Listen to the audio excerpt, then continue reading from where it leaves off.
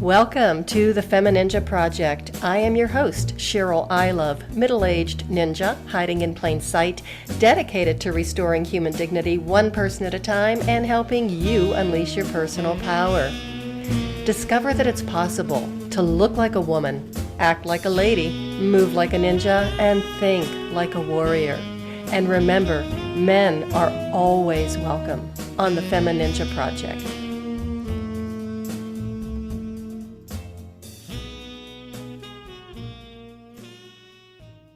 Welcome to another episode of the FemiNinja Project, and thank you so much for tuning in. I really appreciate it.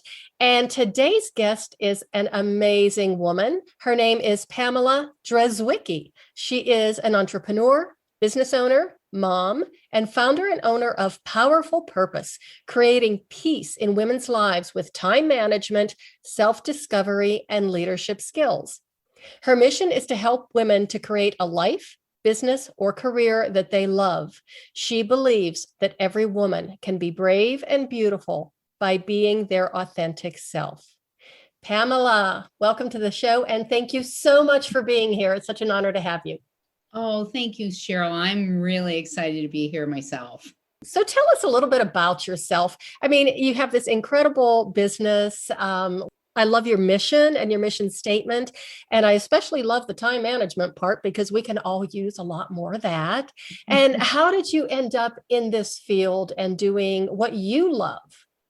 Oh, what a journey it's been. It's been an absolute journey, I'll tell you. So when I first started as a young adult, I really wanted to go to be a graphic designer and an artist. And I was accepted to art school, and it was just amazing how paths had changed. That did not end up happening for several different reasons.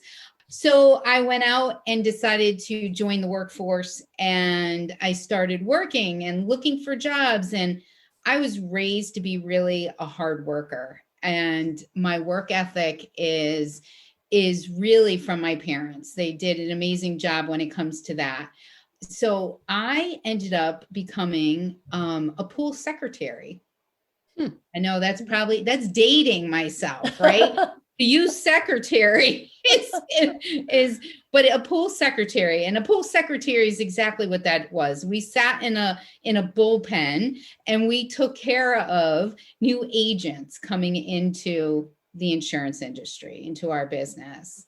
So through the years, I was the pool secretary, and then I worked my way up through the process, becoming the first associate agent in Connecticut in the 90s for the company that I had worked with at the time. Mm-hmm. And they hired me, my agent hired me away from the district agency. Mm-hmm. And I started working with him as a personal assistant, became an associate agent, went into doing his marketing and managing his business.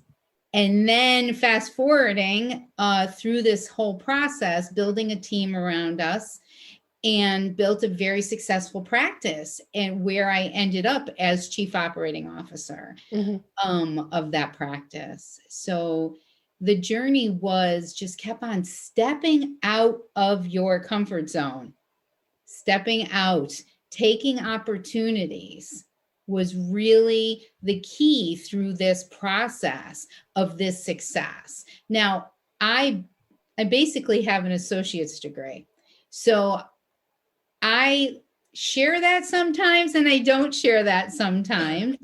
But I really believe that if somebody is focused on something, right, it's you could be unstoppable, and you could do whatever you want. And I was in the right circumstances within that job that helped me do that. So 28 years I was with them, 28 years. So the journey was awesome. A lot of other things were going on at the time. So I was really, really focused on work versus personal life at that time, a lot of chaos. I think we talked a little bit about when we first started talking, I said that there's this story that I open up my talks when I'm speaking, right? And a lot of times I open up with, do you know that I drove to work without a skirt on?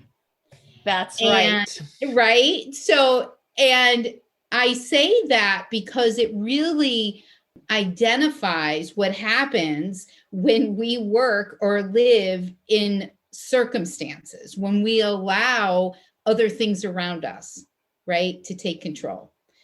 And there was a lot of chaos going on in my personal life in the beginning years, probably the first 20 years out of those 28 that I dealt with. And that's kind of like another topic, but there was a lot going on. But that story states what was happening and how living in a numb state of mind did not deter me from being successful, right? But it made it more difficult to be successful because I had a focus. So basically, it didn't keep you from being successful. It just kept you from remembering to wear your skirt. Exactly. So there I was, right, working, going to work without my skirt on, and on my way to work, I was like, what do I do here? Do I go back and put my skirt on, right, and be late for work? Or do I go into work with no skirt on and make a fashion statement? Because, hey, Madonna was, hot at that time, right? Oh, God. Or do I go in with no skirt and be like, hey, this is just the way my life is, and everybody knows that? So I chose the first. I did go back and put a skirt on and didn't go in with just my slip. That's good. And and I was a little late that day. But during that process, there was a lot of hiccups like that, a lot of hiccups. But my personality was a heads down, get it done type of personality. So working on my success inside the company was really important to me. So I just have to ask you this question. Did you feel guilty about being late to work because you had to go back and complete getting dressed for the day? Yeah, what a great question. That's a great question. Yes. Guilt is something that I would carry around with me a lot. And that carrying that guilt did not make me even when we carry the guilt around with us, right? We make those choices again. We're making our choices based on what we're worried about other people thinking. Mm-hmm. And then when we're sitting in that place, we're not aware of what we need to move forward. So I wasn't listening to any of that. I was being directed by the circumstances. Back when I started Powerful Purpose, I write these little nuggets of the day. They're little, and actually wrote a book around the nuggets, right? So my very first nugget I wrote was live your life in purpose and not driven by circumstances. So finding that purpose is when everything started changing in my life.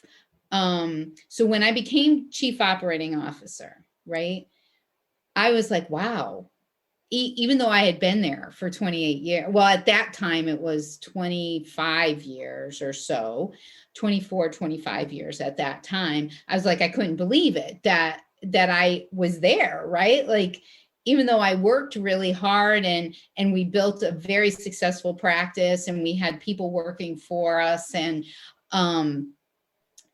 everything, and it still was surreal to me that I was holding that position. At that time, I ended up hiring myself a coach. So I'm really curious about a couple of things. Just, did you feel maybe that you really didn't deserve it at some level? Absolutely. Absolutely. There was a lot of what I call head trash going on around there. I'm not enough. I am not worthy. How could I be in this position? Did I earn it just because I've been here so long? Like all of this stories that I was telling myself around it. And yes, that's exactly what ended up happening.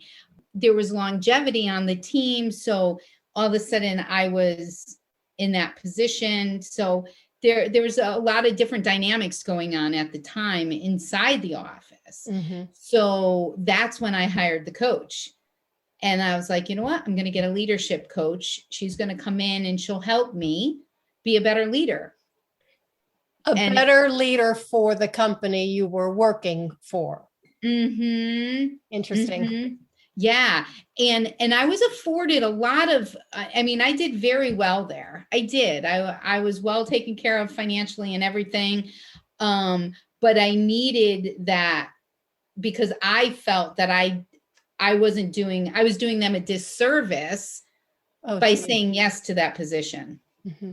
So I just kind of want to backtrack a little bit, because even at the beginning, when you were saying that you really don't always tell people this, but you did say it, that you have an associate degree. And I thought, well, that's kind of cool. You have an associate degree, but there was something different, I think, in the message, that maybe it was like, oh, I only have an associate degree.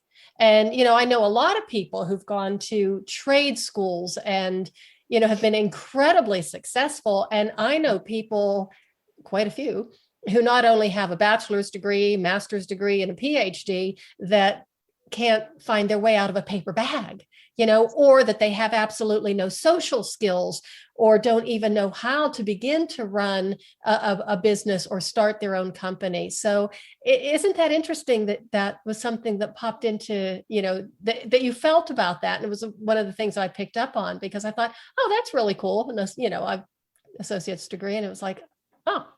Yes. No, that's awesome that you picked up on that, because I've just started coming out.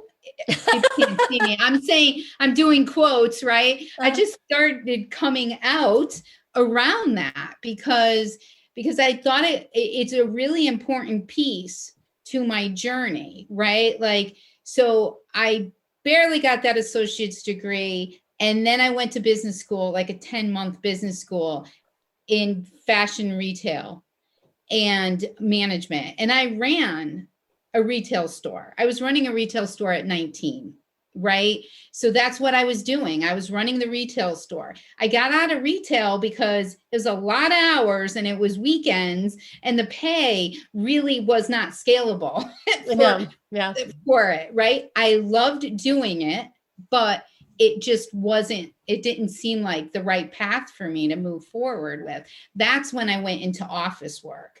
Mm-hmm. So it was interesting that if I could share, like with the listeners, is that when we go through processes, even back in high school, when I was taking all those art classes, right?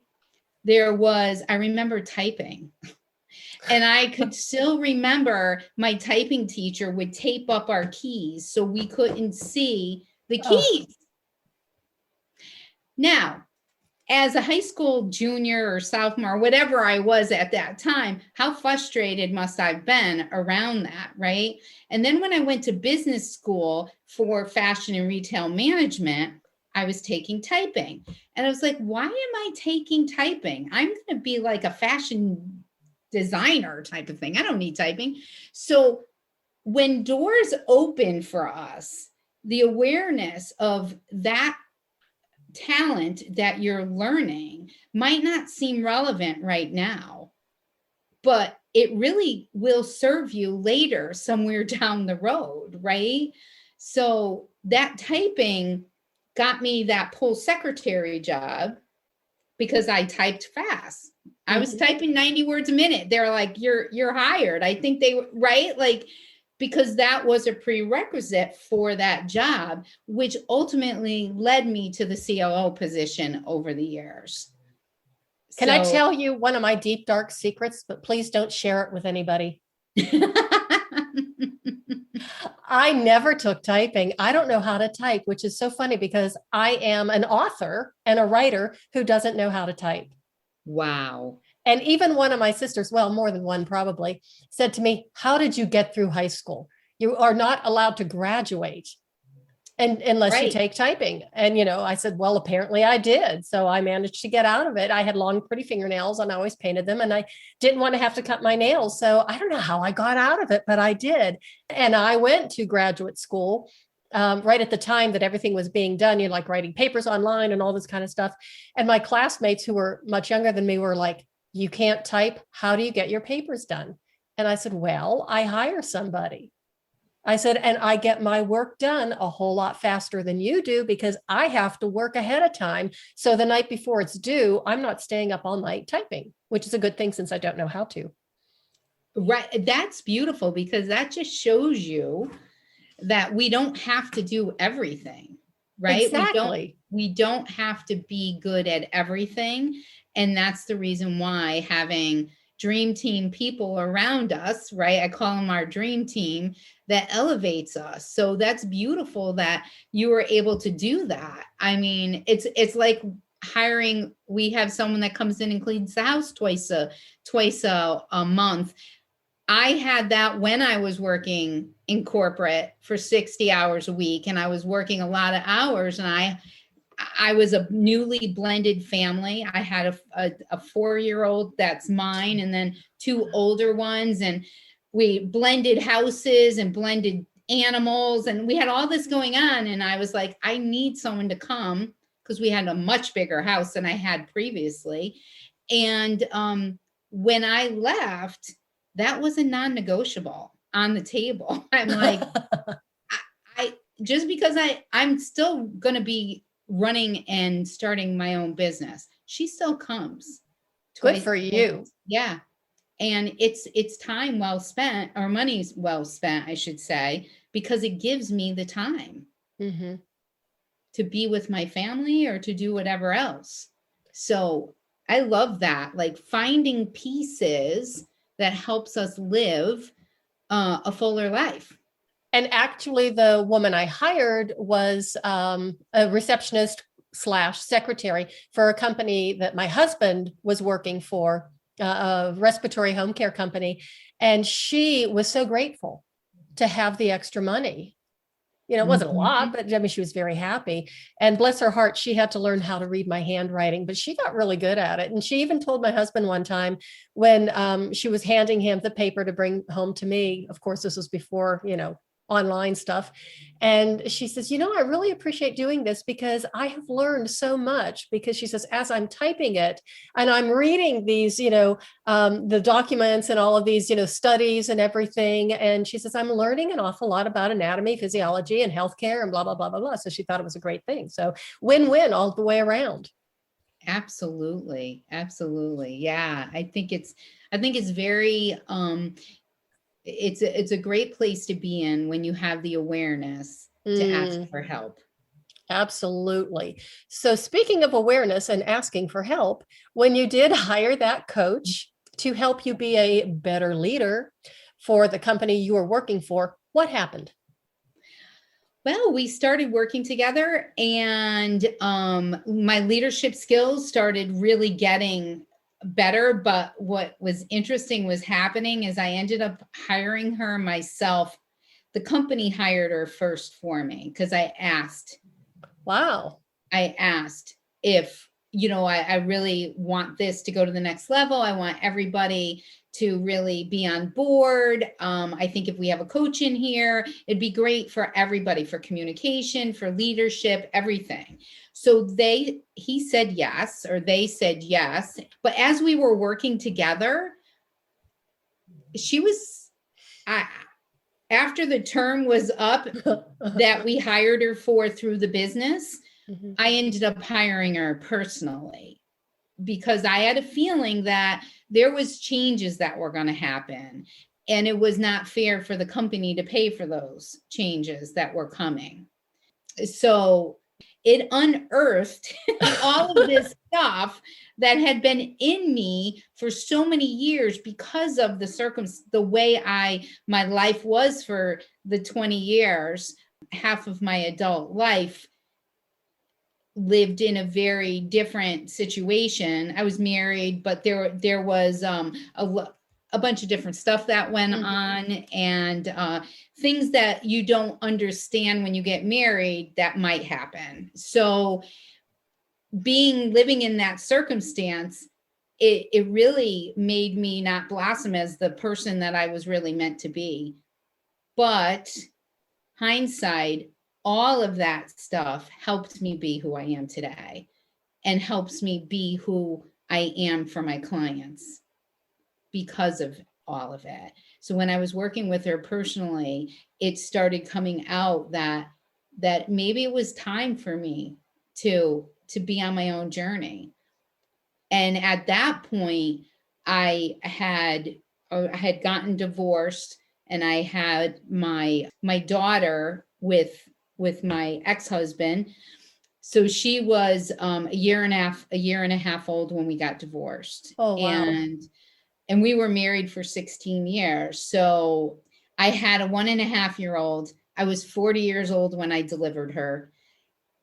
And then 2 years later, I met and married my soulmate now that we'll be married 10 years.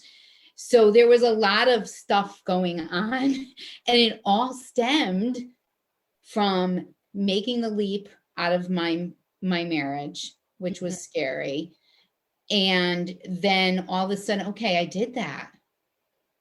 And it's okay. I mean, it wasn't perfect, but it was like, everybody is still living, like it's okay. And then I got the promotion, and I was married to Michael, my husband now, when I got the promotion. And then I came home one day after working with my coach for a while, and said to Michael that I don't want to do this anymore. And he got nervous because he thought I meant us. Words matter. We got to be clear. Words matter. No, it was like, no. I think I want to leave the insurance industry and start my own business. Okay. So we were on a 2-year journey after that of how that was going to happen for us financially. So I want to ask how he reacted. I mean, I'm sure he was very happy that that's what you couldn't do anymore, rather than, your job, rather than the marriage. But how did he react? I mean, what was his response? Was he nervous about that? Because you were obviously bringing in quite a bit of income to the household. Yeah, it was interesting because he is such a supporting soul. So he saw the long hours I was working and some of the frustrations I was having at the office. But he also saw the good side of it. So he was able to kind of play that devil's advocate with me, right? And the beauty about him is he's a fixer. So if it's broken, let's figure it out. Don't worry, we'll make it happen. So he was very encouraging and very supportive. Mm-hmm. But you can't go in tomorrow and say that I'm giving my notice. Like, we have to have a plan, and it may be a year, and it may be 2 years to get to that plan, because we were a blended family. Mm-hmm. And we had exes, and we had multiple houses because of the blending of the family. We were carrying 4 houses at one time. And so we really had to navigate. It was really a navigation and a thing of patience to go through it, because I am not a patient soul. I'm not. It's like, I want this. I'm better now as I got older, right? But I always was like, I want it now. And, and I'm going to figure out how to get it. If you can't help me get it, I'm going to get it myself, So, but we're a team, so it couldn't be like that. it had to be a trust and respect relationship. So that's what we did. We set out with a plan. Mhm. And part of that plan was he dug into his career and skyrocketed in his career, went on a different path because of the choice that I wanted to make. He Oh. picked, yeah. So we kind of did a switching, Mhm. and I'm so proud of him. He's done amazing work, and he's extremely successful. So when we switched like that, it kind of changed the dynamic of the relationship, the husband and wife. Mhm.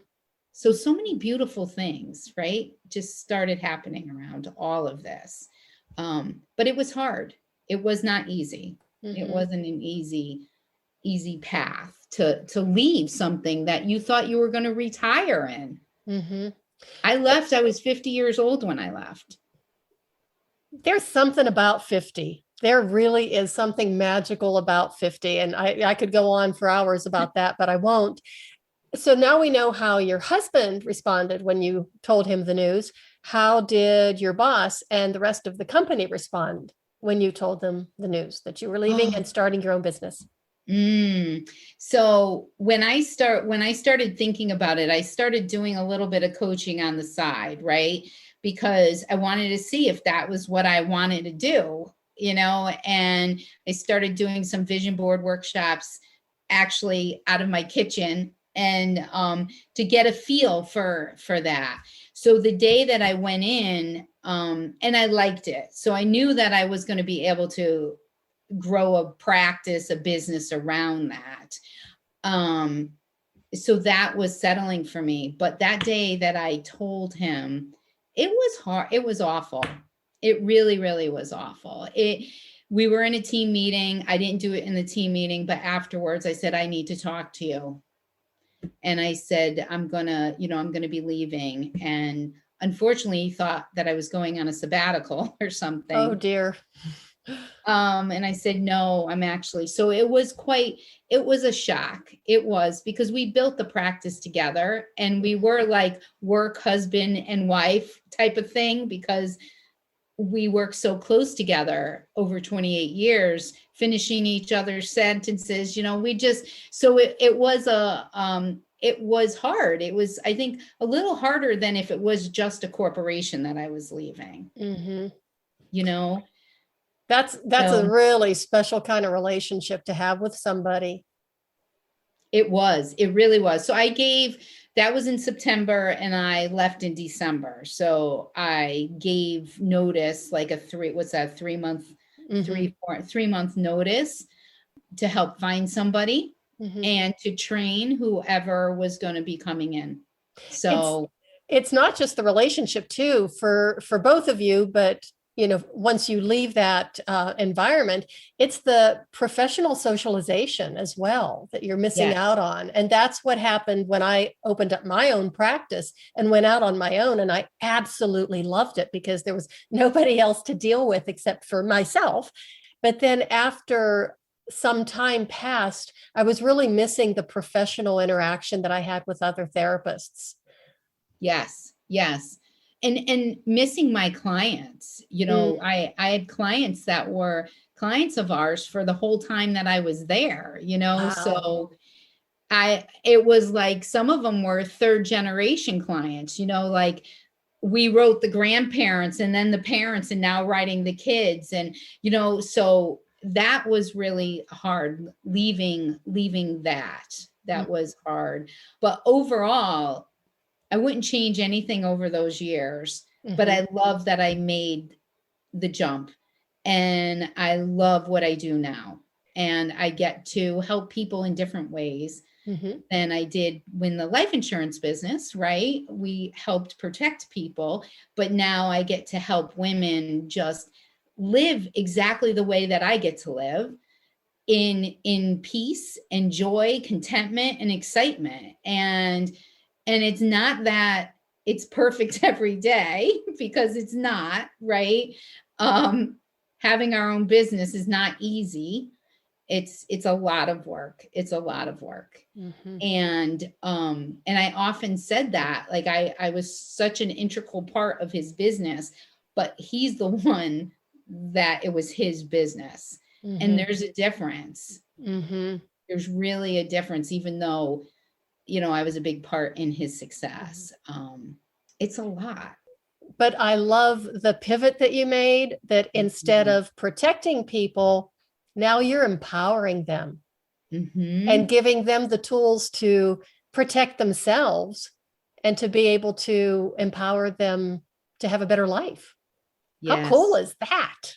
I know. I know. I am so blessed. I really feel blessed in so many ways, that I get to do this, right? And that I get such amazing feedback from the women that I work with, or I have worked with and continue to work with, in the strides that they make in their lives, their businesses or careers, wherever. But we always start with their life first. We always start with that personal foundation, because if that's sandy, I mean, just think about building a house on not a solid foundation. It's not going to matter.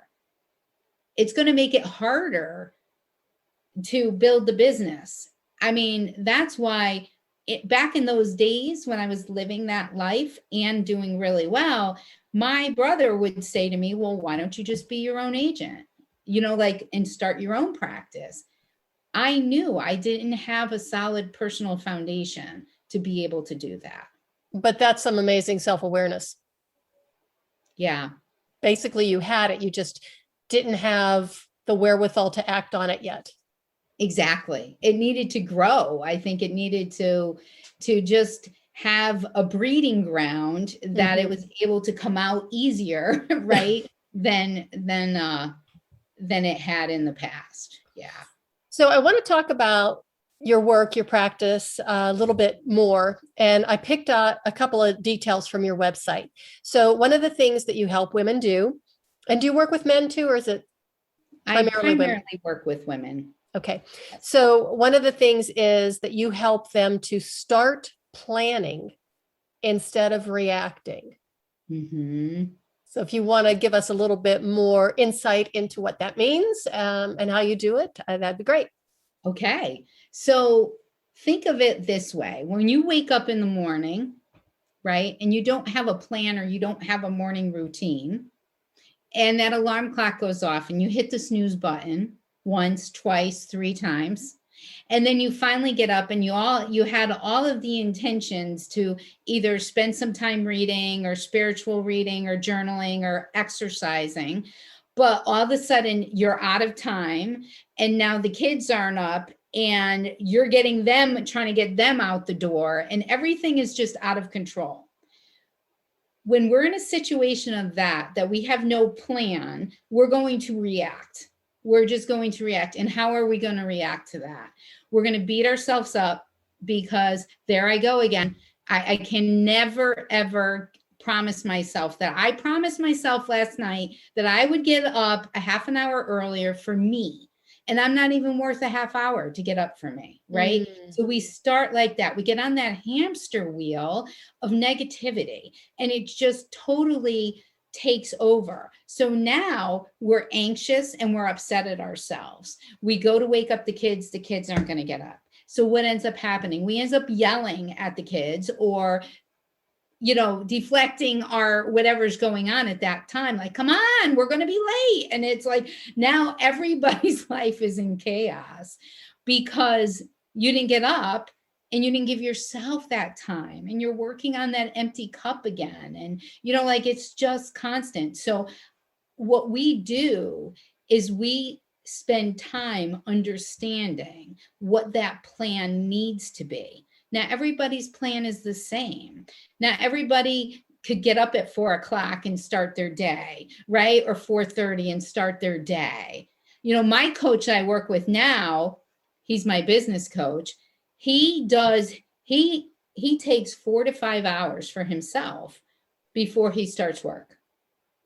Now, in order for him to do that, he's an early riser. He gets up at 4 o'clock and he has, 4 or 5 hours worth of stuff that he does: journaling, brain dumping, going for a run, whatever it is in his routine. Then he could start his day fulfilled with what he needs. I do the same thing. I spend time on myself in the morning. Now, everybody's a morning person. So what we do is we figure out where are the times that you could plan so you don't react. Mm-hmm. And not only planning, but just planning how you'll handle things. So if something happens over and over again and you don't like how the outcome is, let's talk about that. Why do you think that's happening that way? And we come up with a plan so when it happens again, you could react differently to it. So that's how we work around that. Sounds like a great plan. Not to be, funny, but even at the very beginning, when you were telling that story about planning instead of reacting, and you gave that vivid scenario that I'm sure everybody listening to this can totally relate to, but it goes back to something you said at the very beginning about carrying the guilt. Mm-hmm. And sometimes I see guilt as either a backpack or even like a sack that you're carrying over your shoulder.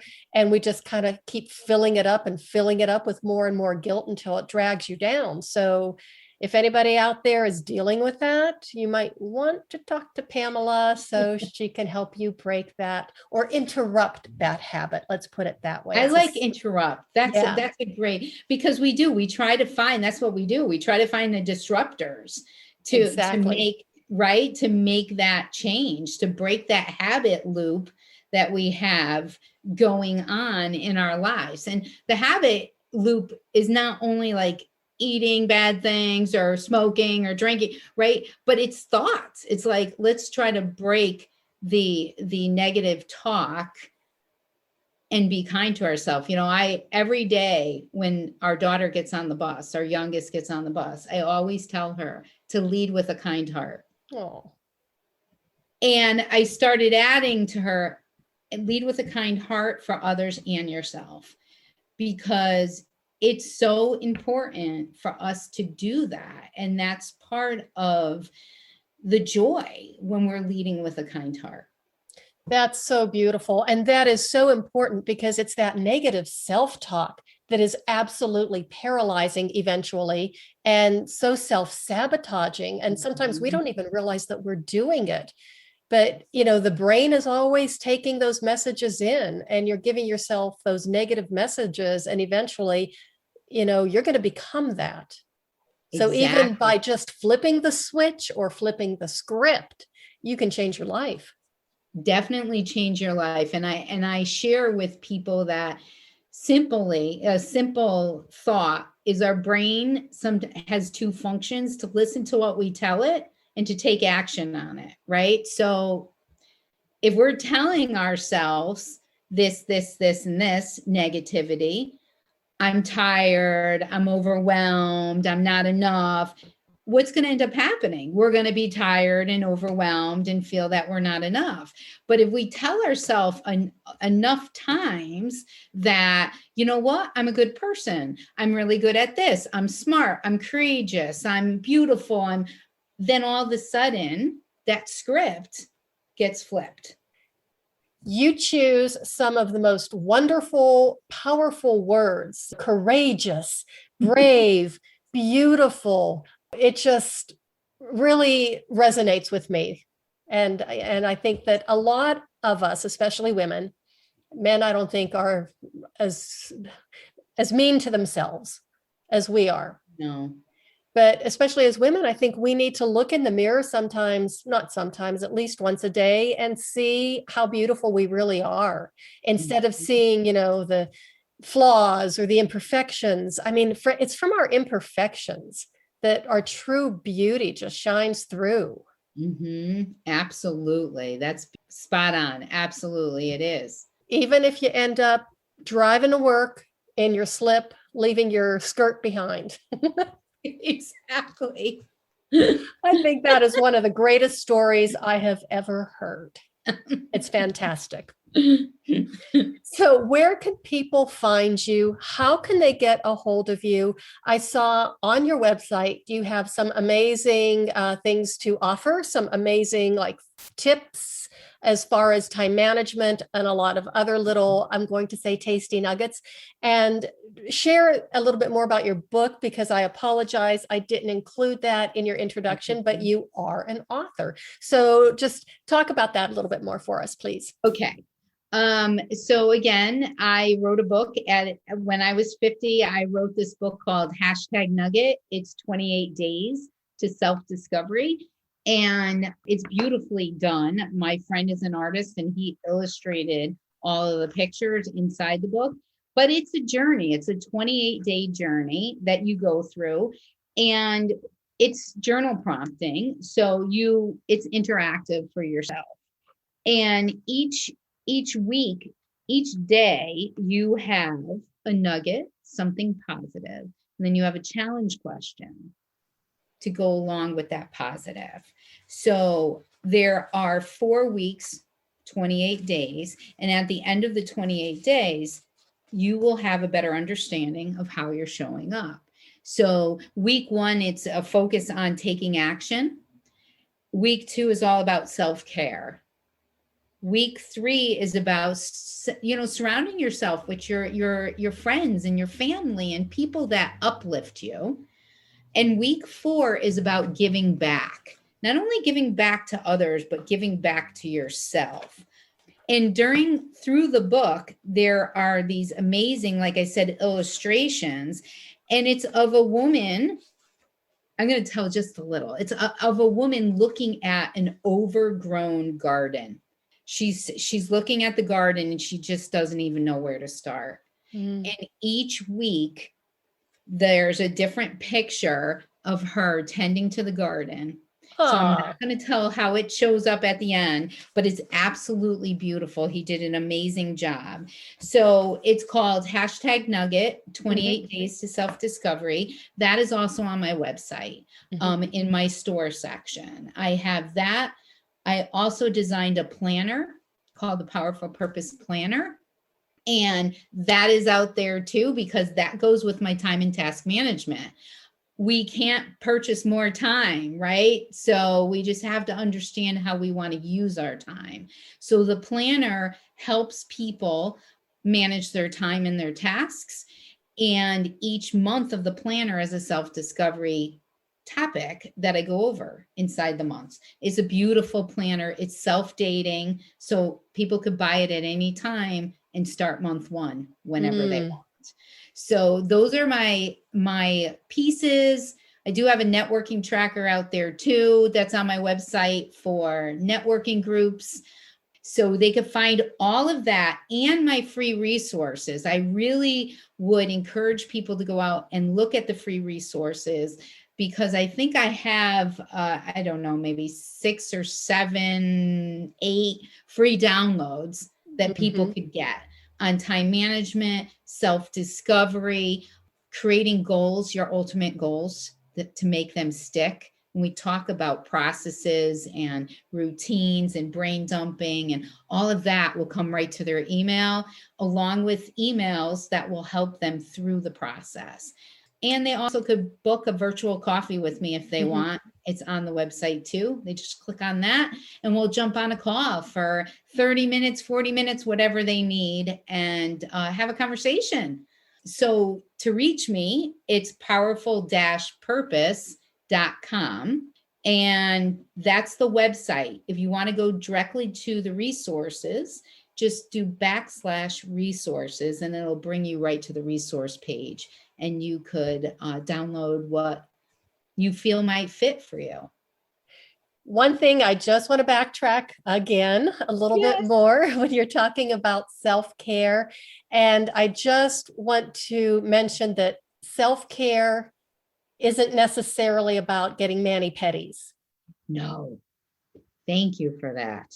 Yes. No, it's so much more than that. And self-care is not selfish.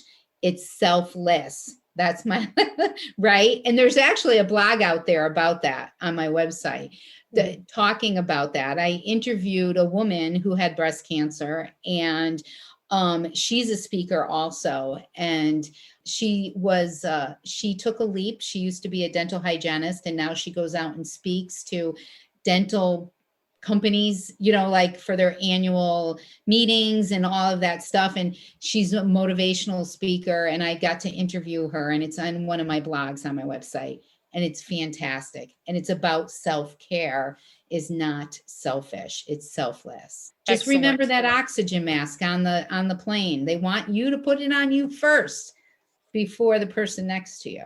So. If you can't take care of yourself, you can't take care of anybody else. And that's what we try and do that. And we end up beating ourselves up and wearing ourselves out. Absolutely. Yes. Yes. Oh, Pamela, this has been so much fun. I am so happy and so grateful that you were on the show today. Thank you. I'm so happy that you asked me to be here. It's been great. Well, I love your story. I especially, of course, love the story of the missing skirt. And your journey. It's just so empowering and inspiring, and so many wonderful nuggets and pearls of wisdom that I really appreciate it. Thank you. I'm sure my listeners do too. Thank you. So everybody, thank you so much for listening, and do check out Pam's website. I just was looking at it this morning. It is a beautiful new site. It's so amazing the way it's laid out. She has so many fantastic things to offer with the downloads, so you can learn an awful lot. And do schedule a virtual coffee with her, because she's a lot of fun to talk to, as you probably have already been able to decide for yourself. And so remember to plan instead of react, and Pamela can help you do that. And just remember to get rid of the guilt. It's just weighing you down. And remember to practice self-awareness and self-care, because self-care is not selfish, no matter what anybody else might want to tell you. And that is the way of the FemiNinja.